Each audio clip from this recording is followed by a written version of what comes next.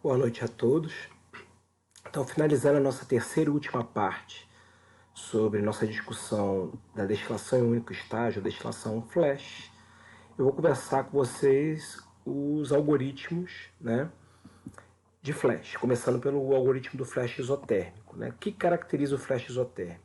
O que caracteriza o flash isotérmico é a gente fixar no projeto, ou seja, a priori, a temperatura e pressão do vaso de saída. A gente amarra esses últimos 2 graus de liberdade, que é a temperatura e a pressão, fora os dados de entrada que a gente já tinha alimentado. Bom, se a gente tem a temperatura e a pressão, mas não temos a composição da fase líquida, a única solução é a gente partir de uma estimativa inicial assumindo que a fase líquida seja ideal, ou seja, todos os gamas iguais a 1. Então, os KIs podem ser calculados nessa primeira rodada de iteração como Psat sobre P. O Psat pode ser calculado porque nós temos o que? A temperatura. Então, Psat depende só de T, então a gente consegue calcular os KIs. Bom, aí eu vou precisar do método numérico para obter a fração vaporizada, que com os KIs e com os EI, a gente resolvendo a equação fundamental do flash, que é aquela que vem do balanço de massa, que a gente começou a nossa discussão demonstrando essa equação, a gente consegue, por um método iterativo, por um problema de zero de função, usando uma função de iteração por beta, a gente consegue encontrar o valor por beta nessa primeira situação com os KIs de solução ideal. Bom, com os EI, com os KIs e com beta, a gente obtém a composição da fase líquida. Normaliza, toda vez que a gente calcula uma composição no algoritmo, nós temos que normalizar a composição. E agora a gente tem T e composição. Então a gente pode calcular os gamas a partir de uma equação auxiliar de G de excesso para a fase líquida. Calculamos os gamas e a gente verifica nesse primeiro momento se os gamas estão muito diferentes de 1. Se os gamas estiverem muito diferentes de 1, para todos os componentes envolvidos no equilíbrio, então a gente tem que continuar a nossa iteração. Então a gente recalcula os gamas agora usando o gama calculado aqui. Então a gente calcula os gamas.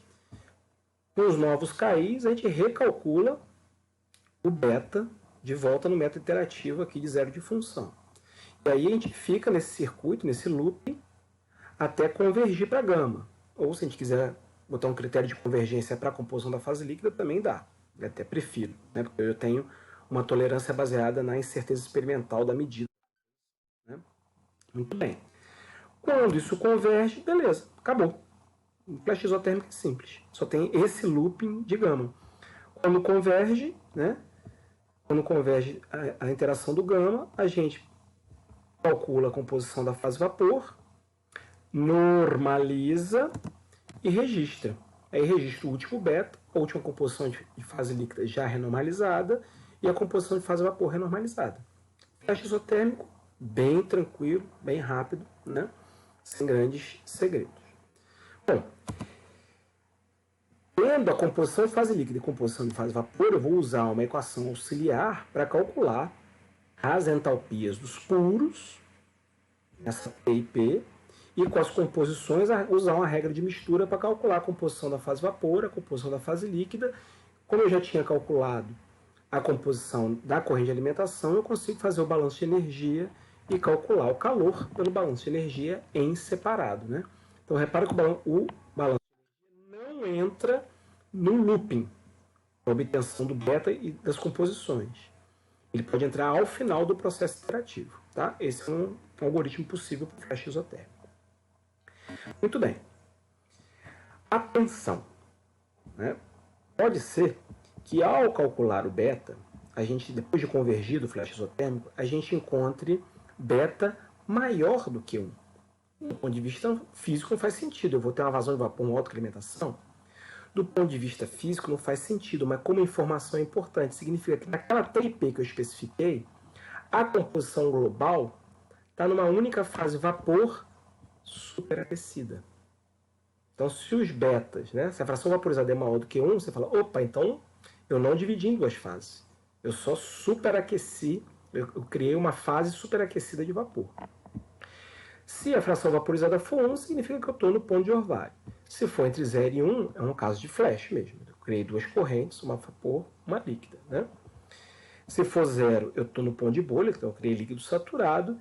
E se for uma fração vaporizada menor do que 0, significa que a minha corrente, com aquela composição global, ela ainda está em uma única fase e é um líquido subresfriado. Então, atenção a isso, né?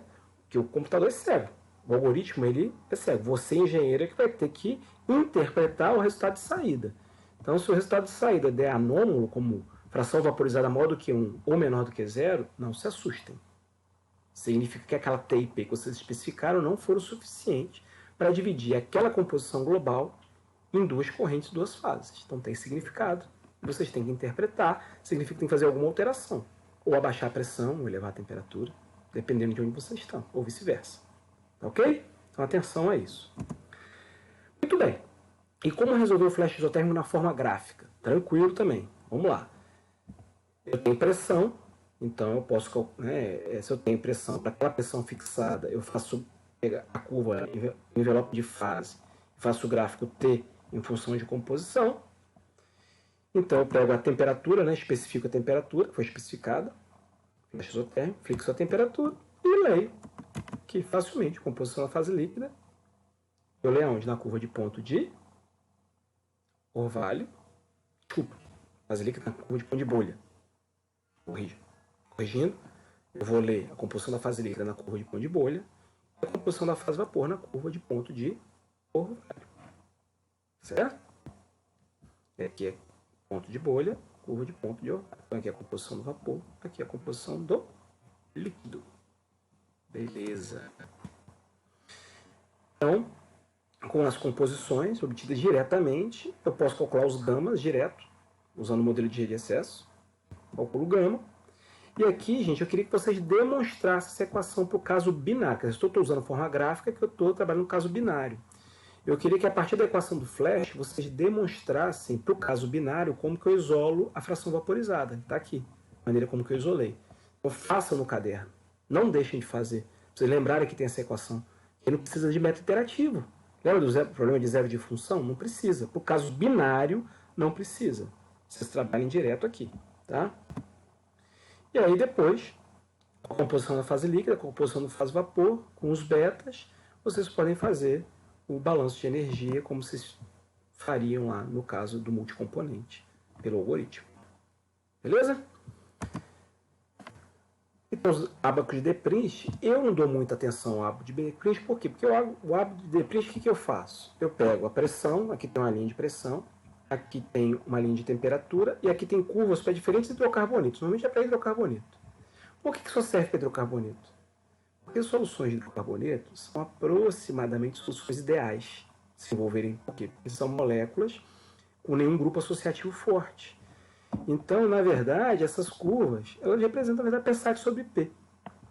Que hoje, com os computadores, com os métodos, etc., não faz mais muito sentido usar. Mas quem vai para a área de petróleo, usa da Petrobras, às vezes tem que usar. Então, você marca a sua temperatura aqui, marca a pressão aqui, traça uma linha, e aqui sem os diferentes componentes, vocês vão ler o Q aqui do ábaco, o K, diretamente o K. Tá? Aí vocês usem o K aqui para fazer as suas iterações, as suas contas. Aqui é o mesmo ábaco, só que em temperaturas numa faixa de temperatura mais alta. E é igualzinho que usa.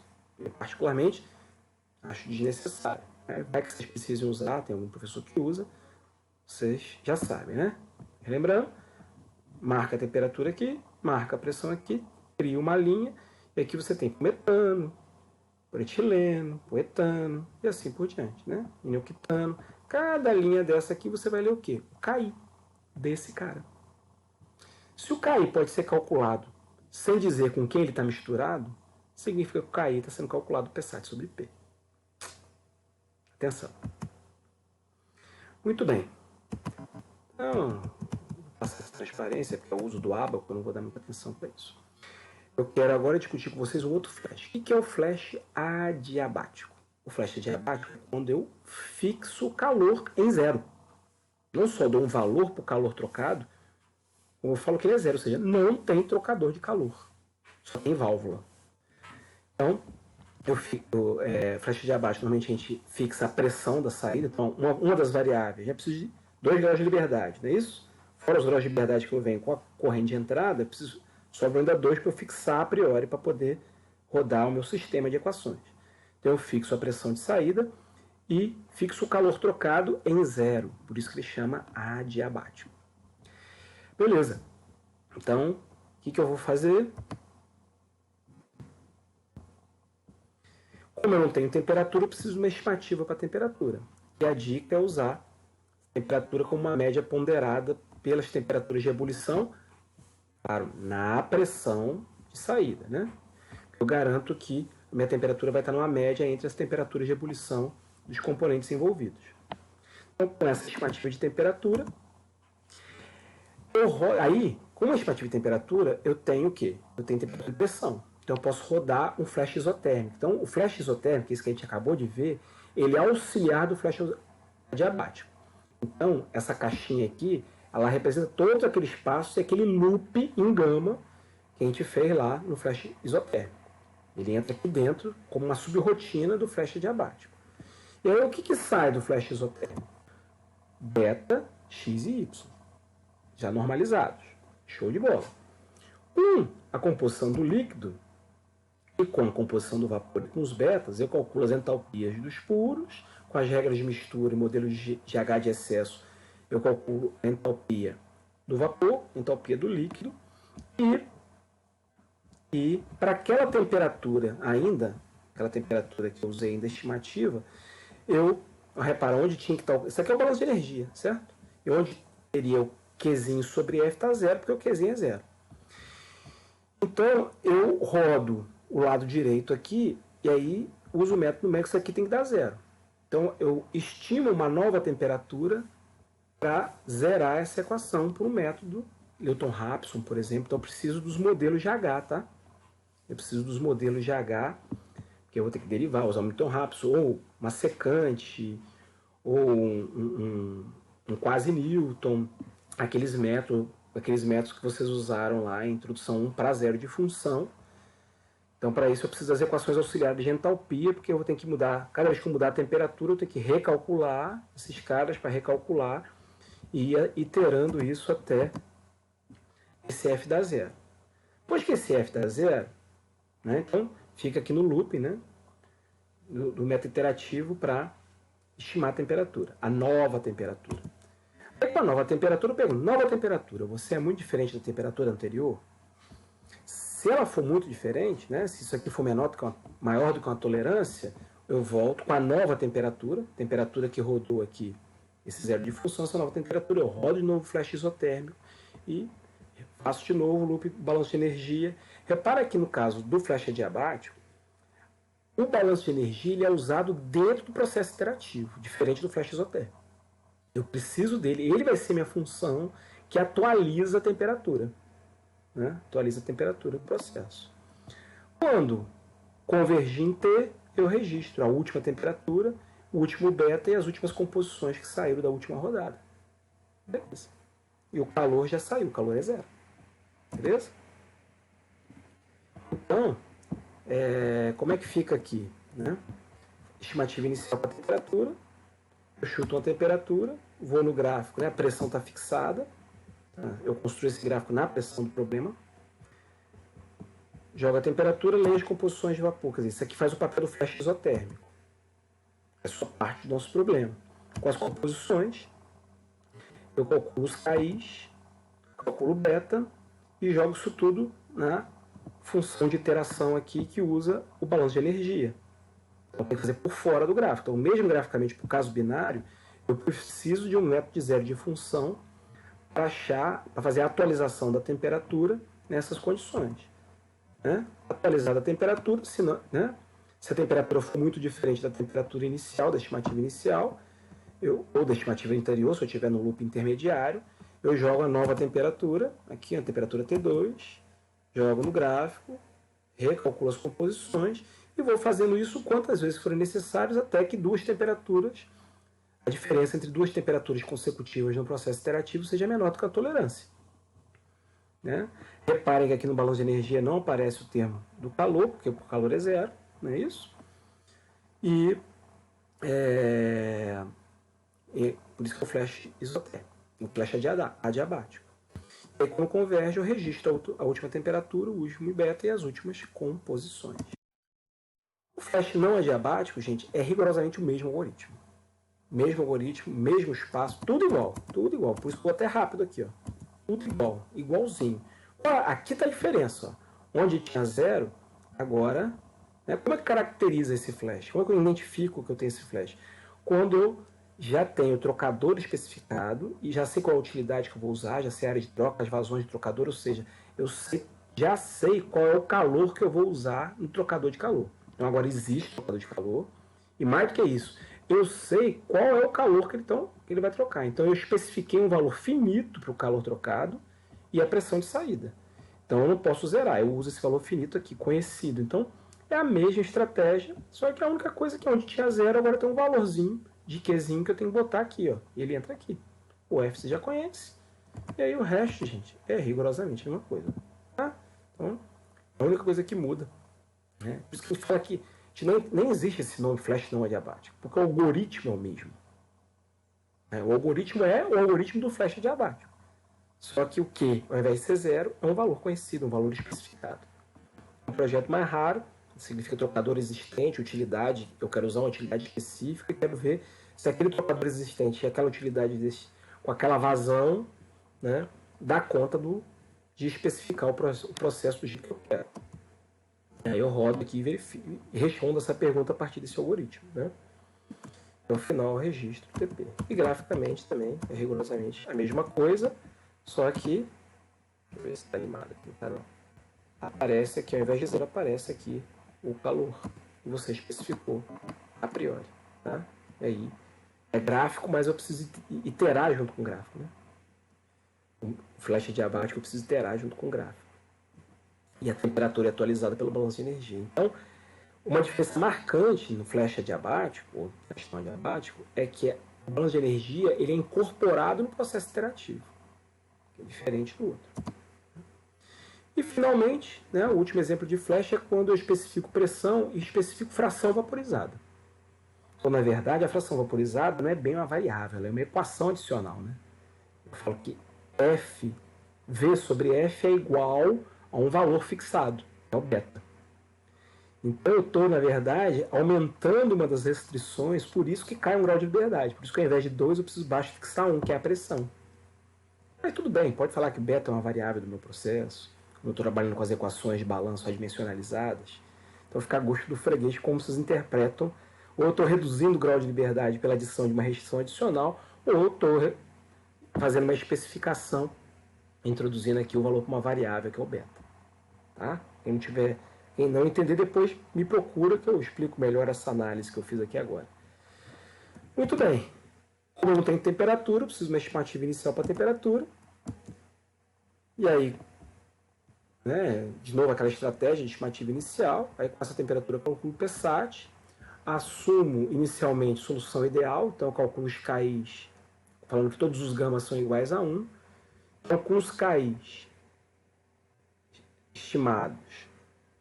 E os KIs, o beta está fixado, eu calculo a composição do vapor.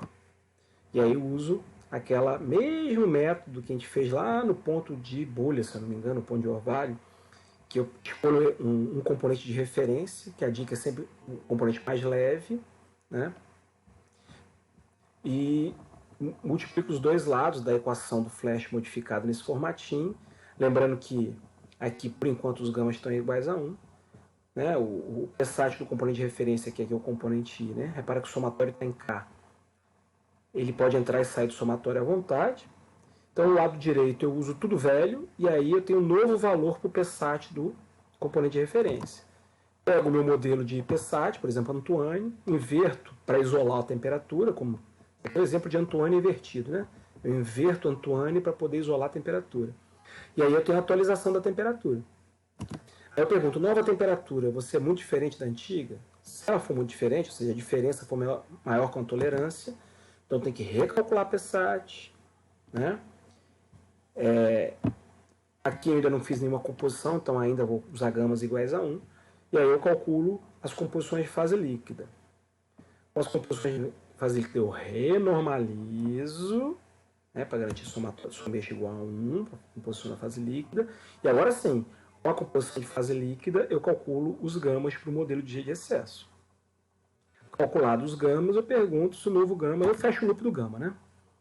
Ou das composições de fase líquida. E aí lembra que cada rodada dessa eu tenho que recalcular os KI, só que agora com os novos valores de gama. Repara que a temperatura ainda está... Então, o loop do gama, ele é um loop interno dentro de um loop maior que é o loop de temperatura. Então, aqui eu fico preso aqui com a temperatura velha e atualizando a cada rodada interna aqui os gamas. Quando convergir em gama, eu recalculo as composições de fase vapor, já com os novos KIs, né? Já com os KIs atualizados. Recalculo, renormalizo e jogo aqui. Eu jogo aqui só com uma equação auxiliar para atualizar, na verdade, a temperatura, usando essa brincadeira lá do componente de referência. Atualizo a temperatura, e aí eu fecho o loop da temperatura, que é o loop externo. Aí com a nova temperatura eu rodo aqui, repara que nesse momento já tem outros gamas, né? Que foram os gamas que saíram da última iteração, e aí eu fico aqui, né, preso no loop interno, convergiu para gama, aí eu dou uma rodada no loop externo de temperatura. Quando convergir em temperatura, eu registro a temperatura e as últimas composições já renormalizadas, de fase vapor e fase líquida. Bem, e de novo nesse caso, aqui, ó, eu só vou usar o balanço de energia ao final do processo iterativo.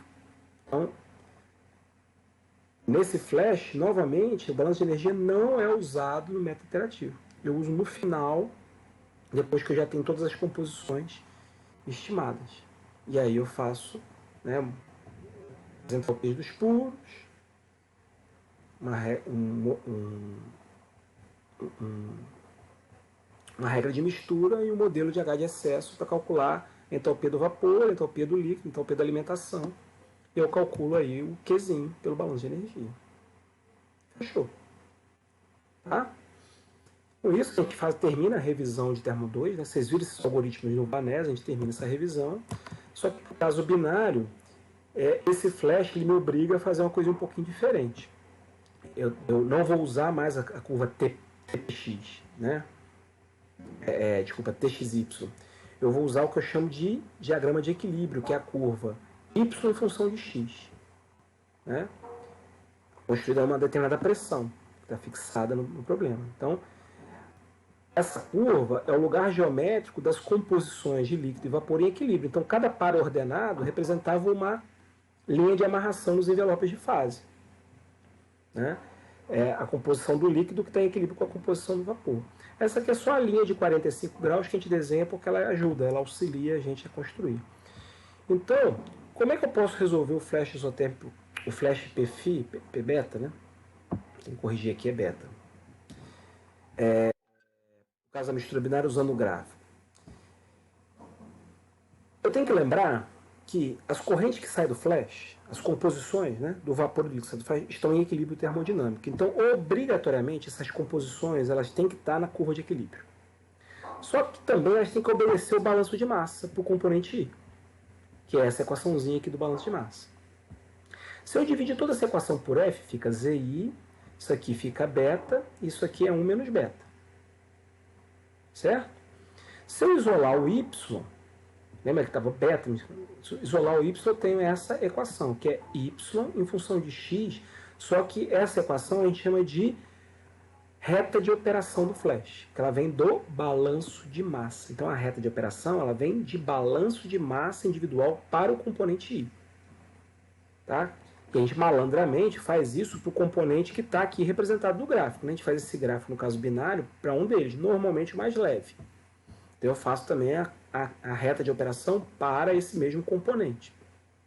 Então, como aqui é Y em função de X, eu posso desenhar essa reta nesse mesmo diagrama. Eu posso desenhar essa reta no mesmo diagrama. Como é uma reta, basta 2 pontos para eu poder representá-la graficamente. Então eu escolho 2 pares ordenados, por exemplo, onde essa reta cruza a linha de 45 graus.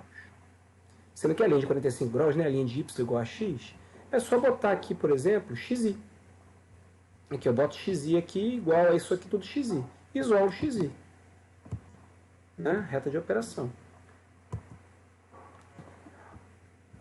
Então, outra coisa, por exemplo, um truque é botar y igual a 1, ou seja, é onde que essa reta vai cruzar esse eixo. Não tem problema se ela cruzar aqui em valores negativos. Eu sei que é não físico. Tá? Eu sei que é não físico.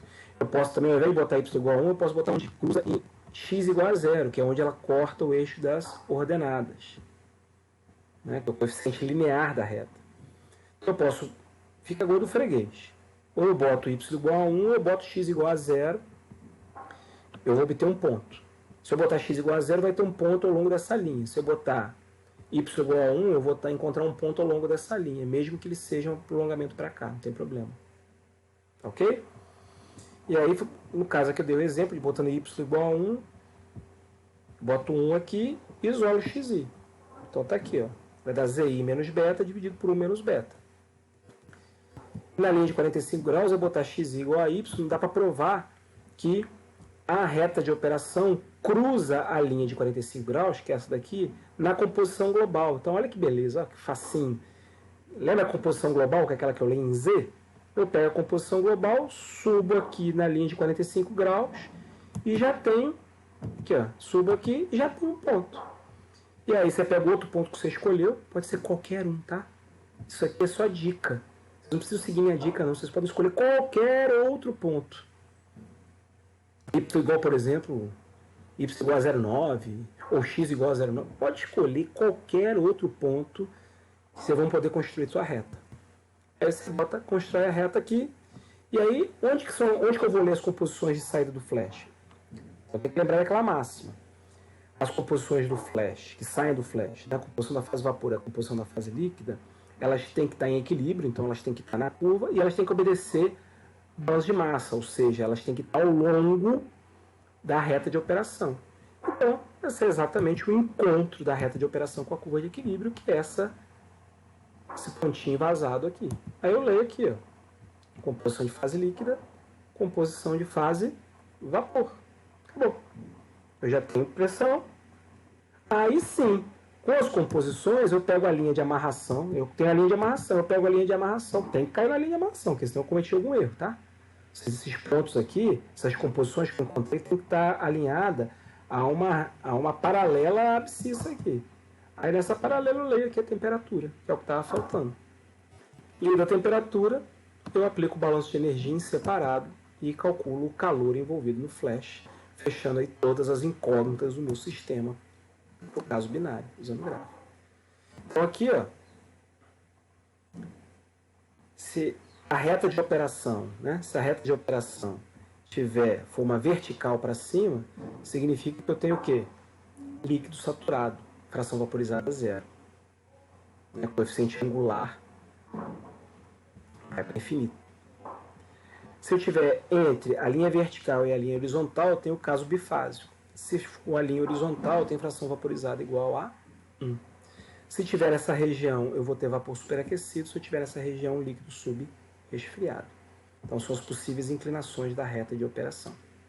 Claro que por flash, né, se eu quero uma separação tipo flash, eu tenho que garantir que eu esteja nesta região aqui. Então, atenção aí, a inclinação da reta de operação. Tá bom? Então, gente, aqui eu tenho um exemplo, né? Eu quero trabalhar esse exemplo com vocês também. Imagine uma mistura com 50% molar de benzeno e tolueno, ou seja, molar, né? Tá entrando, esse é o ZI. É submetido à destilação flash no separador 1 atmosfera. Então, ó, já fixei, uma das variáveis eu fixei, a pressão de saída. Supondo volatilidade relativa constante, igual a 2,5, ou seja, o que eu dei? Eu dei a razão dos KIs, eu dei o alfa benzeno tolueno, que é 2,5. Determine as composições das correntes de saída para uma fração vaporizada de 0,6. Então, primeiro, que tipo de flash que é? Ó, é um flash, pressão, fração vaporizada. Essas foram as variáveis que eu dei. Mas, professor, você também não deu a volatilidade relativa? Para que você deu a volatilidade relativa? Se eu falei que a volatilidade relativa é constante igual a 2,5, eu dei para vocês a curva de equilíbrio. Isso é uma informação termodinâmica. Eu dei a razão dos KIs e falei que ela é constante ao longo de toda a composição. Então, eu dei indiretamente para vocês a curva de equilíbrio.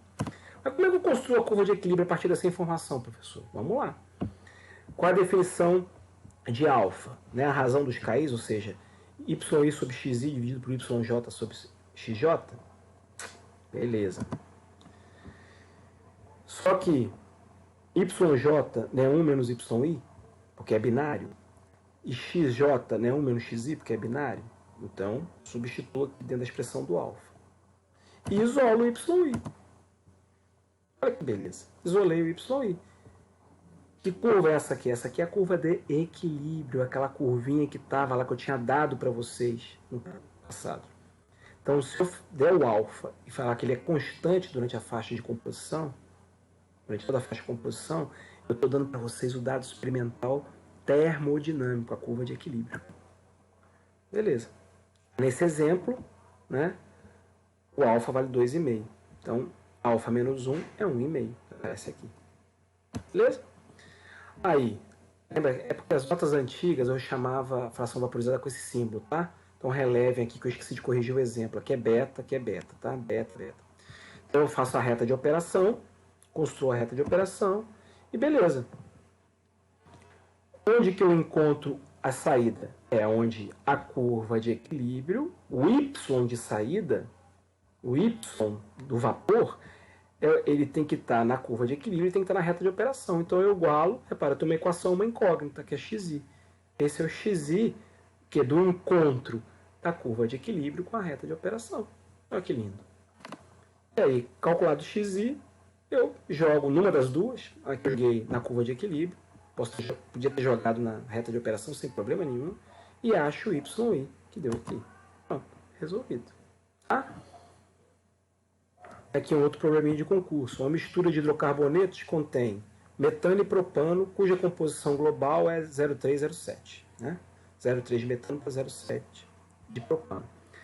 A temperatura T e pressão P, os valores das constantes de equilíbrio são 9 e 0,5. Para essas condições, a fração do sistema que é líquido é. Então, vamos lá. Eu dei a curva de equilíbrio, né? Então, por isso que eu falei para vocês ficarem atentos, para trabalhar a equação do flash, por caso binário, porque vocês conseguem isolar a fração vaporizada, que é beta, tá, gente? Lembra? Porque se você vai fazer no concurso, vai ter que abrir e demonstrar isso aqui, já era. Você tem 1 minuto para responder essa pergunta. E o foda é que está te pedindo para decorar, né? Então, na verdade, vocês têm que já saber. Se não decorar, tem que demonstrar aquela equação rapidamente. Então, vocês têm que estar muito treinados. Tá? Vocês não vão resolver isso aqui numérico. Vocês vão jogar naquela equaçãozinha que eu pedi lá para vocês demonstrarem, que isola o beta por caso binário. Como eu tenho os KIs, tenho o Z, e aí eu obtenho igual a meio. Tá? Isso é concurso. É meio traiçoeira para uma questão de concurso, porque te obriga a decorar aquela equação, né? Vocês resolveram isso aí no minuto. Mas para você ver como é que esses concursos às vezes são mal elaborados e vocês têm que estar preparados. Tá ok? Gente, muito obrigado. Aqui eu fecho então o nosso curso de Flash. Espero que tenha sido útil. Vamos agora para a próxima etapa do nosso curso. Um abraço a todos.